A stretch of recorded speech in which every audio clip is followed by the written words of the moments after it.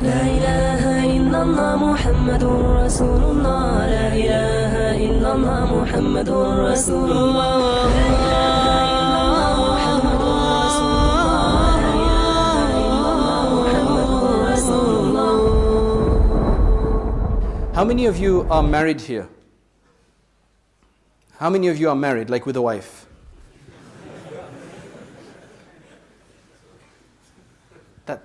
No, I'm serious. Like, how many of you are married? Like, put your hands up. I mean, aren't you proud of it? What's wrong with you? Okay, all right. Jazakallah khair.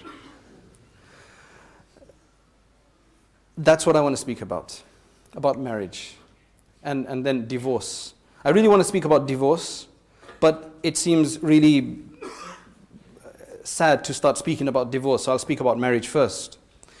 The main thing is I don't want to start talking to you about how to look for a partner, because you know that's something people speak about a lot. What I want to actually speak about today is when a person gets married, there are a number of issues that take place in our community that we unfortunately people do, and thus marriages don't really last long. They say, statistically speaking, that less people are remaining within marriages of those who actually get married, which is a sad case. There could be a number of reasons for that. It doesn't mean that all marriages were very happy before. We have to allow for the fact that earlier on there was greater pressure for the husband or the wife to remain within the marriage despite absolutely hating it, right? The Sharia has given an outlet of divorce. It's the worst of things that you can do, but it is there. It's there and it's done. The problem with our community is that we don't know how to deal with divorce. So normally women who are divorced have a stigma attached to them, right? Nobody wants to get married to them. And if you ask a girl, why are you divorced? There's a normal story that they tell. He was seeing somebody else. And I'm telling you this from experience. I've seen this in about 2 cases where that was not the case. The husband wasn't seeing somebody else. But a divorced girl, she has to make an excuse. And the best excuse she can make is he was seeing somebody else. But that's bad, because then that's slandering somebody else. That's making up, that's fabricating a lie about somebody else. We just don't know how to deal with divorced women. Many women in our community are depressed. And I'm talking about a community that I'm working with. There are women, somebody's sister, somebody's daughter, they're depressed to such a degree that they just sit in the house after they've been divorced and they don't do anything. They're absolutely depressed. They do not know how to deal with it. They're sitting there for 7, 8, 9, 10 years. Men get depressed as well, but women get more depressed. They have a greater propensity to become depressed because they have greater emotions. Firstly, let us start again. I'm not here to speak about women's depression. The point here is that once a person gets married, there are a few things that we need to realize. And what that is, for example, one needs to, after doing the istikhara and the mashwara, after asking Allah subhanahu wa ta'ala, after consulting with our respected elders and other people in your community and so on and so forth, then when a person does get married, it doesn't mean that your job and your responsibility has now ended, that you've made istikhara and that you've made mashwara and now it has to go well regardless of how you roll the dice. Nothing works by magic. People have to invest a lot of energy in a marriage, especially at the beginning, to start a relationship, to understand each other. There's to score points. I really believe that scoring points in a marriage is a very important aspect. I'll get to that soon. For example, what I'm saying is that if you get married and then you want to continue with the same lifestyle that you've been practicing before marriage, then it's most likely not going to work. The person you've got married to is not something you just bought and it's just there like an inanimate object. It's a human being that has thoughts just like you do, has emotions, has feelings, has desire, has need, and these need to be met. And you cannot continue to go out with your friends, for example. There are some people who insist on going out with friends as they used to beforehand. These are people who have a number of friends and they're always going out with them. Now the poor wife, she's waiting waiting on a Saturday night when they're supposed to be together and he's out with his friends. And this starts from the second week sometimes, or the third week, or even the first week sometimes. This happens less frequently with women. They have another problem. There's another issue with women which I'll deal with that really aggravates a marriage. For example, recently there was a couple that just got married. They went to Turkey on their honeymoon. Both, mashallah, religious to a certain degree, practicing to a certain degree. The football was, there was some match on, I have no idea which match it was. And it was in Turkey, the TV set in the room did not work. So he went downstairs to, this is on the first or the second day after they got there, right? It's supposed to be romantic, but this religion that this person is a believer in, of football, is obviously more important. And believe me, if you think I have no idea what you guys, not you guys, but people who have this religion feel like, then please forgive me because I don't, right? It's a religion. So what this person does is he goes downstairs and he spends 2 hours, 2.5, how long is a match? 90 minutes. Right, so about 1.5 hours. Actually, he spent more time than that. And she's bichari waiting in the room, and finally she went to sleep. But this sowed the seed of hatred between them. Because not only did he do that, then he carried on, then he started speaking to the people there in the lobby. And then he came back and he says, I was giving da'wah. And maybe he was, but it was an unsensitive thing to do. An absolutely unsensitive thing to do. And that's the issue here. He did this for 2 or 3 days. When I speak about, I don't like to bang on about football, right? I don't like to bang on about football, or, you guys follow this, that, and other. I don't like to say that. But seriously, you need to think about it from an emotional perspective. People who are so besotted with this game that they're willing to overcome these things. I mean, the experience that people have had is that you're in Arafah. You're on the day of Arafah in the Maidan of Arafat. That is the day when shaitan is even despicable.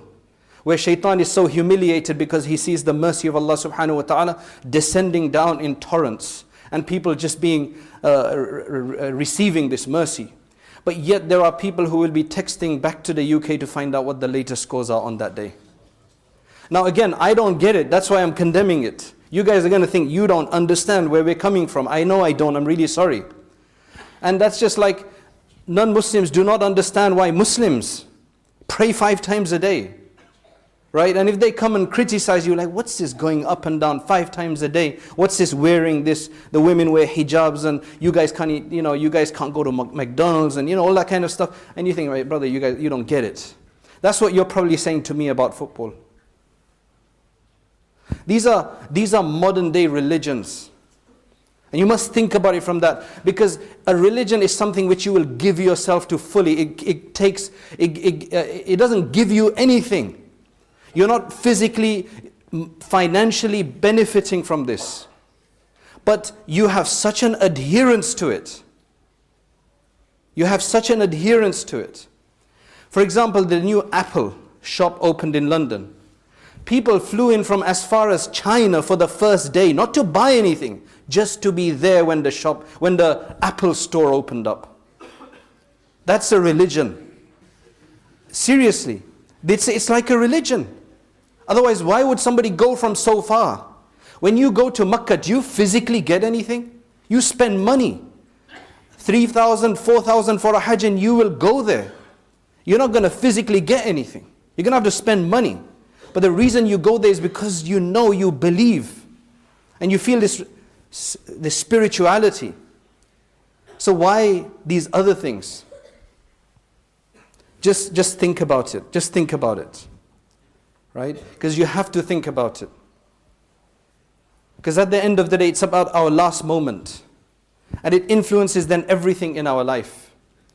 So now this poor couple, what the issue there was, and it's a perfect model for us to discuss this. The woman, they're both religious people, they're both righteous people. But this particular, the girl was very sensitive. And the guy was very extroverted, in the sense that he's very brash in the way he speaks. Right? When he sends me an email, he's like, he uses DA, instead of the and stuff like that. Some really like gangster style language. You're laughing at me again that this guy doesn't get anything, man. Okay, anyway, that's just his norm. I understand him. I know where he's coming from. I don't mind. Because I have some experience. Alhamdulillah, Allah's given me some experience that you don't just look at the way. But people aren't always so experienced. And a person cannot be so brash and just try to act like that. In this brash mode with somebody who's sensitive. Of course, the sensitive person needs to loosen up a bit. But it's easier for the other person to understand that somebody is sensitive, so take it easy. Not everybody understands me the way my friends do. And now this marriage is broken. Now this marriage is broken. And then when marriages break, there becomes another issue. This is not the reason why the marriage broke. There are also other reasons. In the beginning, what the woman's side of it is, what happens with women is that in some cases they're very attached to their families. Their sisters and their mother, very attached. And day by day they give them an update on what they did. And take this as advice, do not do that. Live it for yourself. Yes, if you've got an issue that you cannot deal with, then bring your family into it. Otherwise, your family will be governing your marriage. And your family doesn't know how to govern your marriage, especially in England. The reason is that if you go back to the villages, everybody had a very similar mindset. There was a social way of thinking that everybody shared. Because it was such a tribal kind of mentality that we had, where you would expect this kind of thing to happen. But come nowadays, everybody is an individualist. It's sad because people think different than their parents, especially when you've got a generation gap. That parents are from another country or originally from another country. They're immigrants and the offspring are not. The next generation are not. If you start telling them every day, this is what we did, this is what they were going to give you pointers. They're not going to remain silent. They're going to say, no, but you should do this, you should do this. Now you're not acting by yourself. You're not trying to be yourself anymore. You're trying to be somebody else. And this messes it up because you're not original to yourself. The husband doesn't know how to deal with it. He's confused. Are you you? Are you somebody else? I thought you were like this, but no, I can hear something else coming through. He doesn't know that it's the influences from the family. Some parents are so possessive. They want to know everything, including what happens in the bedroom. Wallahi. Seriously. It's true. They want to know what happens there, or the girls have no problem in sharing that. And everything is governed. The worst of the people that you can bring in at this point in time when there's no problem is sometimes your parents like this. Do it yourself. Yes, if you've got a problem, try to deal with it yourself. Ask Allah, try to deal. Because initially, after the romantic period of a marriage is over, the first month, 2 months, 3 months, as long as it is, it's unique. Then there will be some issues. But you can easily learn to overcome them in most cases. In some cases, there's an absolute incompatibility. So it doesn't work out. But in most cases, it can be dealt with. But yes, if you've tried your best and it's not working out, then get them involved. Absolutely. We're not saying do it alone. Get them involved. But when girls have too much attachment to their family, and they're not willing to give themselves to their husband, then they will not get their husband either. Likewise, if the guys have too much attachment to whatever else that they're doing, because literally what one guy did, I go gym, I go this, I do this, and he just wanted to fit her in somewhere. And he's saying, okay, you have to go and do the shopping while I go do gym. Right? Because I want to become a millionaire. I'm not joking, this is normal. This is absolutely true. I want to become a millionaire, you have to help me. So his routine remained the absolute same before and after marriage. The only thing that was different was that he'd done up his room. Right? And now the girl is saying that no, my family has always shopped together, so I want to do that. You have to shop with me. Which I think is also wrong. It doesn't matter if your family shop together. It's not like a sunnah to shop together or something, right? So you've got each side now pulling. The reason for that is both sides are not trying to understand the other. Each one is trying to impose their understanding. It's literally like, Your wife cooks you biryani for the first time, you don't like it because you like your mum's biryani more. So you're insisting to her that no, you have to learn according to my mum. Which is fine, you could do that, but just take your time, just do some sabr. Let her build her confidence. Then organize where she can learn from your mother. She'll know how to do 2 biryanis then. Right? But don't do it in the beginning. It's just about being sensitive about these things. We try to rush in, we try to change them, and the Prophet ﷺ mentioned the hadith which I had read so many times before, but it's only after you get married that you really understand it. The Prophet ﷺ said that the woman is created from the rib. And of the ribs, the highest, the uppermost one, which is the most crooked. Right? It's a fact. That's what the hadith mentions. And the Prophet ﷺ said, if you try to straighten it, you will break it. Because you can't straighten a rib. Right? You will break it. You need to benefit from it despite this crookedness. And believe me, that's where the pleasure is. That's where the pleasure is. In dealing with this. You cannot have a perfect person, and neither are you a perfect person. Nobody is a perfect person. Initially, even when people are dating, they act their best. They act their best, they act very formally, they really behave, right? So normally people say you need to date to be able to understand somebody. Like how long are you going to do that for? Because what's going to happen is normally when you date somebody, as people do, people act all formal and good and in their behavior. Then what happens is if they fail and one of their weaknesses becomes exposed, then the person says, well, I'm not interested in you anymore, because there's no commitment. So you don't have to make it work. You just say, forget it. The benefit about marriage is that when you discover a weakness, if you're wise enough and you've been told that there are weaknesses that people have and nobody's perfect, you will try to overcome that weakness and say, well, even somebody else would have a weakness. That's why the Prophet ﷺ said something else here. If you dislike something of her, then look at the points that you would like, because there has to be some positives. So focus on the positives. This is in any relationship, especially in marriage, because you can't hire and fire here. It's not that easy. And culture makes it even worse to get married. It's very difficult. So it's about, the point I'm trying to make here is about the sensitivity. It's about the sensitivity aspect. Another thing. Sometimes what happens is that the husband feels responsible, right? That he must correct the wife in everything. And sometimes, as in one case I saw, the wife was more learned. She was an alima and the husband wasn't. But he wanted to marry an alima so that she could teach him, right? I don't, and I think he even said that to her, and I don't think you should do that, right? I don't think you should do that. It really depends on the person, because every person, and not all alimas are the same. Alimas are human beings, they're just women, right, with some knowledge, right? Just like alims are human beings with knowledge, but then they have an individual human trait that everybody has. So you can't blame alimas for what one alima does, and you can't blame doctors for what one doctor, and one alim for what, all alims for what one alim does. So you have to remember that. What happened is, they were in the shopping, in the supermarket. He has a friend whose wife works there, and she's got a discount card. Right now, in most places like Sainsbury's, I know this because somebody told me about it.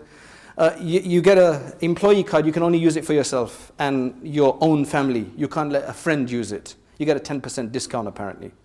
But this other supermarket, I won't mention it because you might want to go and work there, right? Is friends and family. So it's family and friends. She didn't know that. So they did their first shopping, and he said, hold on, let me call up my friend, see if his wife's here, we can, get a 10% discount, right? So she said, haram. In the middle of the store, she said, haram, we can't do this, naja is not permissible. And is that the way to deal with it? When you're in your marriage, if the other person has a bad habit, the way to correct them would be with wisdom, with love and affection. It's not to just make a point. You can't correct anybody like that. Except in very limited situations, circumstances. So what does this make it? In the middle of the store. So I said, what did you do then? He said, well, I just walked out afterwards. I just didn't know what to say. She was doing right in the sense that she thought she was doing right. Later, they discovered that he knew, but she jumped to conclusions. So you have to be very careful about these things. You just have to take it easy.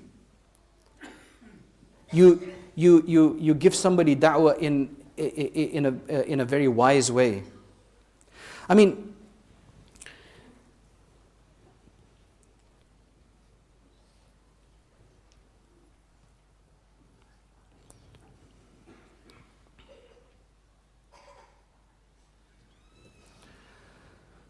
for the women, Maulana Akram Nadwi from Oxford, he's done a lot of research on female scholarship. Muhaddithat it's called. He's written an introduction to the many volumes that discuss the biographies of the female scholars. And what he's done is he's written an introduction to this series. And in there, what it mentions is that after reading the lives of all of these great scholars, right, all of these great muhaddithat, I'll give you an example. Sa'id ibn al-Musayyib was a great tabi'i. His daughter had studied, she was very beautiful, she had studied under him. And many came to ask for her hand in marriage, including the Khalif, I think Abdul Malik ibn Marwan. But he refused everybody. Finally, he had her marry one of his students, a very humble, quiet kind of student. So they got married. A day later or something, he got up in the morning, put on his clothing, his shawl, and he was about to go outside. And she said, where are you going? He said, I'm going to dars, I'm going to study. She said, take your cloak off. I'll teach you everything that Sa'id ibn al-Musayyib can teach you. I'll teach you the dars. So you had women like that in history. Right? However, what Sheikh Akram Nadwi says is that after reading the lives of all of these people, you will never find that despite all this great knowledge that they had, that they ever acted like what we could call modern day feminists and refused to do certain works that are understood to be the domain of the wife and call for a certain type of equality which is a bit strange to most Muslim households. Both sides are to be blamed, and that's the problem. Both sides are to be blamed. You got this from both sides. I mean, again, just another thing that comes to mind for our women out there. If you act aggressive, you will not score any points. The reason why you will not score any points is because aggression, harshness, that attitude is a masculine attitude. And your husband has married you as a woman for your femininity, not for your feminism. And you have to make that distinction. Be feminine. Don't be negative feminists. Positive feminists is where absolutely their rights are being downtrodden, their rights are being abused, and you need to get your rights. I can understand that.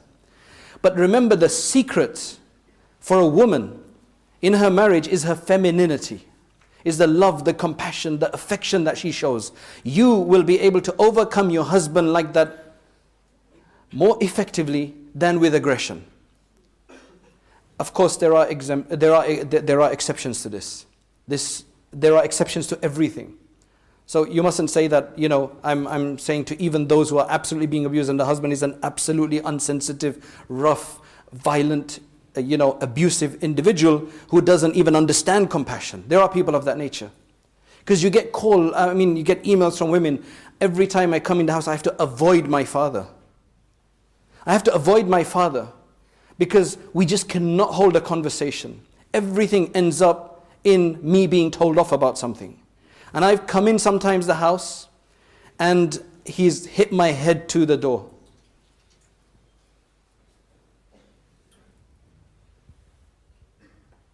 What can I have to just advise such people to go to the police. They got nobody. I said, do you have any cousins, any uncles that can help you? No, nobody can talk to my dad. So there are people like that who just do not understand. They're of a certain mindset and they do not want to change because now they're 50, 60 years old. And it's miserable for the children inside the house. And it's miserable for the wife inside the house.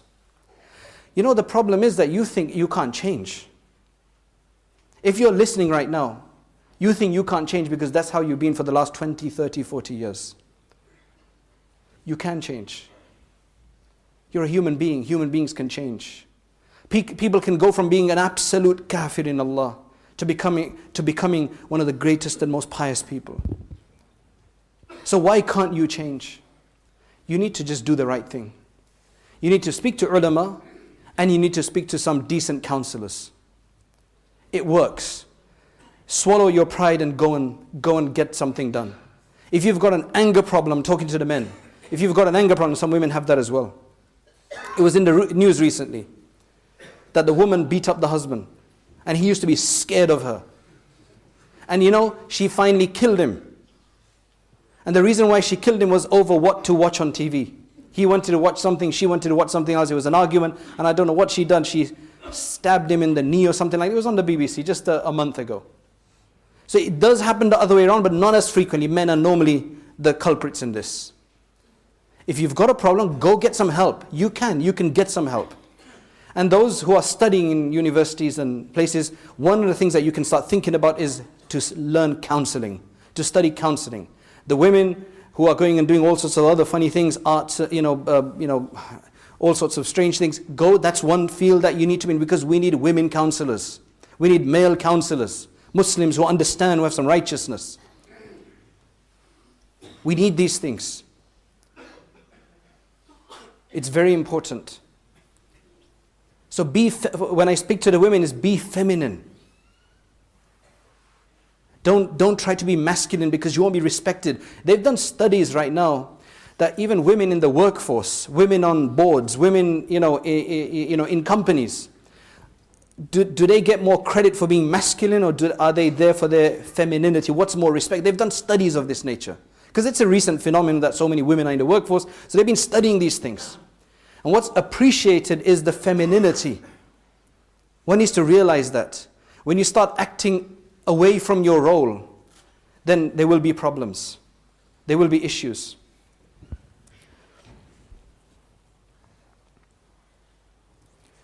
And finally, if it does come to a divorce, I know my lecture is a bit disjointed because it's such a vast topic, starting from how to find a partner, to what to do, and during the marriage, and issues. It's just such a vast thing. The reason is that you've got two individuals, and the variables, the possibilities are a multitude.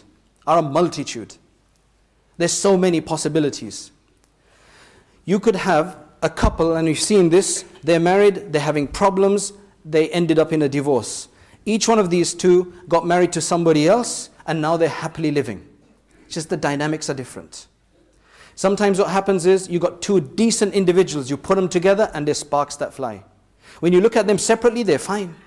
Mother-in-law, daughter-in-law. That's a common one. You look at them, the daughter-in-law as an individual, she's fine, a decent woman. You look at the mother-in-law with everybody else, she's decent. But when you put them two together, it just doesn't work sometimes. Not always, but sometimes it doesn't work. You have to take some measures to deal with it then. You can't expect it to just change. You have to take some positive steps to change these things and to make these things. So, as I said, my lecture is probably disjointed in the sense I've spoken about many different things, but the one thing that I want to speak about, which is probably the thing that hurts me most, because what happens is, two things. One is, in the last few months, right, and I can say this for any set of months, I would have probably received, and I'm sure the other ulama would have probably received the same thing, that somebody calls up and says, I've got something to talk to you about, what is it? And now I can even guess what they're going to speak about. I divorced my wife. I said, what did you say? I said, talaq, talaq, talaq. Right? they know what they've done wrong because they've got a fatwa from someone else, but they're finding, they're asking different people, right? And basically what I'm talking about is the 3 divorces. So I asked them, I said, why did you divorce 3 times? He said, that's what I thought you had to do. I'm thinking, subhanallah, you think Allah is so weak that one divorce isn't strong enough to do what you have to do? That you have to use 3? Like Allah didn't make 1 divorce strong enough? And they do 3. Then the excuses people come up with, I'm not very religious, I don't really practice myself. Where did you come up with 3 then? Like 3, where do you get the magic number 3? Why wasn't it 1, 2, 20 million? Like if you really wanted, were very angry, like 1 million divorces. I can understand that. But where do you get 3, the magic number? 1 would have done it. Once I was driving with somebody in Philadelphia. He was taking me from the airport to the program, and I was talking to him, and he says, yeah, I got divorced, and we divorced. And I said, how many divorces? Because he felt like he liked her. So I was like, okay, maybe I can help to try to. So I said, how many divorces have you given? He says, 1. I said, okay, mashallah, that's very good. Do I need to give some more? Have I done it right? Shall I give the other 2? I said, no, brother. 1 is sufficient. 1 is sufficient.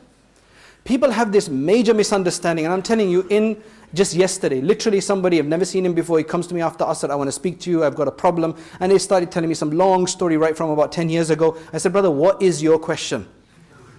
Because he's not telling you, they start off with a long story and you have to listen to everything. But at least if you know what the question is, the story will start making some more sense to you. He says, what's your question? So again, he starts from about like 2 months ago. Like, no, just give me your question first. Okay, I divorced my wife. I said, talaq, talaq, talaq. But I was very angry. That's a typical excuse. Of course you're angry. Who gives divorces when they're happy? People do. Very few people, those who are measured. But most people do give divorces when they're angry. But that's valid. It's an effective divorce. And that's what you have to realize. It is an effective divorce. So let me tell you, brothers and sisters at home, because there are sisters who ask for a divorce. There's blackmail that takes place. There's blackmail that takes place. You do this, just give me a divorce. They don't really mean it. It's like a friend of mine is an imam somewhere. Somebody had passed away. So his wife comes and says, Bas mujhe jaane do, mujhe bhi mar jana hai, this, that, and the other, and everybody's holding her back. Then the imam said, you know what, haan bas jao, gone. And then she kind of woke up. It's just a scene that people make, right? We can laugh about it, but it's serious. What I want each one of you to do today is to go and tell at least 3 to 5 people, just go and tell them, 3 to 5 people, that if, you don't have to say if you are going to divorce, because we don't want to encourage divorce here. But say that, people misunderstand that when a person has to divorce, that you have to give 3. No, you just have to give 1. It's strong enough. If you're really angry, you can say, I give you a big divorce. I give you a strong divorce. You can make it I don't want to go into the fiqh of it, but if you give 1 divorce, the benefit is that you can actually come back together. But if you give 3 divorces, you have to do some dirty halala, they call it. Right? She has to get married to somebody else, have to consummate marriage, and it gets really dirty, and you don't want to do that. Like yesterday, the guy said, we're ready to do halala. Brother, you want me to do something haram for you? You want me to advise you on something haram? I mean, I sent him to some Farsi-speaking alim. I said, let him deal with you. Right? It's really sad. It's really sad. Right? And these are happening. I'm telling you. They tell you we're ignorant. We don't know our religion. So how do you know about 3? I just don't get that. It's really sad. So brothers and our sisters listening at home, please tell at least 3 different people, because this is such a misunderstanding in our community that people just blurt out 3. And 1 is more than sufficient. 1 is more than sufficient. Say something else, but do not say more than 1 divorce. One friend told me he was in Egypt, and what he saw was that he went to somebody's house. And in some cultures, they do this, and it's really bad, right? He was saying, no, I don't want to eat. So there were some guests there, and he put out some food, or he said, I'll bring you some food. And he said, no, we don't want to eat. So what he then said is, if you don't eat, my wife is divorced. It is really sad. This is really sad. This is so despicable. And the reason is, she's the one who cooked the food. And now you're saying, if you guys don't eat, then she is divorced? Now imagine if you had some stubborn guy down there, right? And he says, no, I'm not going to eat, I don't care. Then what's going to happen? So this is a joke. It's a joke, it's sad. And women do this as well. Just give me a divorce, just give me a divorce, just say it, just say it. You should not do that. You should not deal with it. You should not speak about this. You know the reason why people normally give divorces? Okay. You know why people actually give divorces is and accidentally is because they're entertaining the thought in their mind. If you don't entertain the thought in your mind, you can get as angry. And I've seen people get angry with their wives or husbands or whatever. They don't say divorce, you say something else. But if you entertain the thought in your mind, next time she does this, I'm going to say it. Then it will come out even though you don't want to say it. Don't entertain it. There's the weirdest story is that a couple came to me and they were studying Arabic. And you know what their question was? That we were studying Arabic, and I said to my wife, she said to me, it was the other way around. He said, Anti taliqun. They're practicing their Arabic. Anti taliqun, which means you are divorced. Like, can't you think of saying anything else? There's such misunderstanding about this. The other day somebody else called me. He said that if I'm explaining from Quduri, a dars, and I'm explaining how divorce issues work, will my wife become divorced? I'm saying yes, that will. I was just joking with him. You can discuss it. An alim can discuss it with somebody else about explaining. It will not be. He won't be divorcing his wife. But if you joke around with your wife, because the Prophet ﷺ said 3 things: if you joke or you're serious, they will be affected, and one of them is divorce. So you do not say it even for a joke. And the way you can abstain from saying it accidentally is by not entertaining it in your mind. Right? May Allah subhanahu wa ta'ala give you and I all the tawfiq to preserve our marriages, enhance them, because the one person that is going to be with you in paradise is going to be your spouse. You won't be with your mother or your daughter or your son or your father or your uncle or whoever it is. You will be with your wife. You won't be with your girlfriend or boyfriend for that matter. If we're even in paradise for that. But you will be with your spouse. Subhanallah. Make it go well. Make it go well. May Allah give us all the tawfiq that we both can enter into Jannatul Firdaus. Both us and our spouses. And may Allah subhanahu wa ta'ala give us tawfiq wa akhiru da'wana.